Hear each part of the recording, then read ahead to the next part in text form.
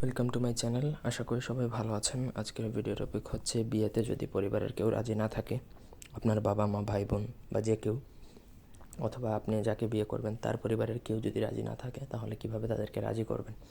পুরো ভিডিওটা না টেনে শেষ পর্যন্ত দেখবেন। আমার চ্যানেলটা অবশ্যই সাবস্ক্রাইব করবেন, লাইক কমেন্ট শেয়ার করবেন। আপনারা যদি আমাদেরকে দিয়ে কোনো ব্যক্তিগত কাজ করাতে চান, সেক্ষেত্রে স্ক্রিনে দেওয়া নাম্বার আছে, সেই নাম্বারে চাইলে ইমোতে বা হোয়াটসঅ্যাপে যোগাযোগ করে যে কোনো কাজ করাতে পারবেন আমাদেরকে দিয়ে, দেশে বা দেশের বাইরে থেকে।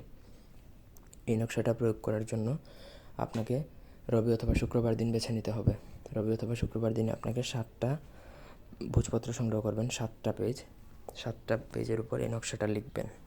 যেভাবে দেওয়া আছে ঠিক ওইভাবে কোনো ভুল করবেন না। নকশা লিখে নকশার নিচে বা অপর পৃষ্ঠায় যারা যারা আপনার বিয়েতে রাজি হচ্ছে না বা আপনি যাকে বিয়ে করবেন তার পরিবারের যারা যারা রাজি হচ্ছে না তাদের নাম সম্পূর্ণটা লিখবেন। লেখার পরে আপনার মোটামুটি কাজ শেষ হয়ে গেলে আপনি রবিবার শুরু করেন বা শুক্রবার দিনে শুরু করেন, যেদিনই শুরু করেন সেই দিন একটা নকশা নিয়ে নদীতে ভাসিয়ে দিবেন। ঠিক একইভাবে পরের দিন আরেকটা সন্ধ্যাবেলা নিয়ে নদীতে ভাসিয়ে দিবেন। এইভাবে 7 দিন 7টা নদীতে ভাসিয়ে দিবেন।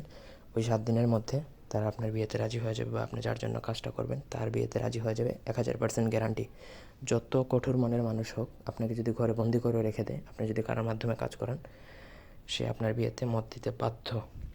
কিন্তু যদি আপনার 3 দিন কাজ করার পরে যদি তারা বিয়েতে রাজি হয়ে যায়, তারপরে আপনি কিন্তু 7টা নকশা কমপ্লিট করবেন। কমপ্লিট যদি না করেন, তাহলে কিন্তু বিয়েটা হতে হতে গিয়েও কিন্তু আপনার বিয়ে হবে না।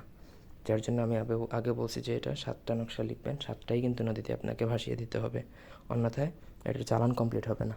তো আমার অনুমতি নেবেন। অনুমতির জন্য ভিডিওতে 10টা কমেন্ট করলে আমি অনুমতি দিয়ে দেবো। আর আমাকে দিয়ে কাজ করাতে চাইলে স্ক্রিনে দেওয়া নাম্বার আছে, সেই নাম্বারে চাইলে যোগাযোগ করতে পারেন। তো এই ছিল আজকের ভিডিও। ভালো লাগলে লাইক দিবেন, কমেন্ট শেয়ার এবং সাবস্ক্রাইব করবেন। ধন্যবাদ সবাইকে আমাদের সাথে থাকার জন্য। আল্লাহ হাফেজ।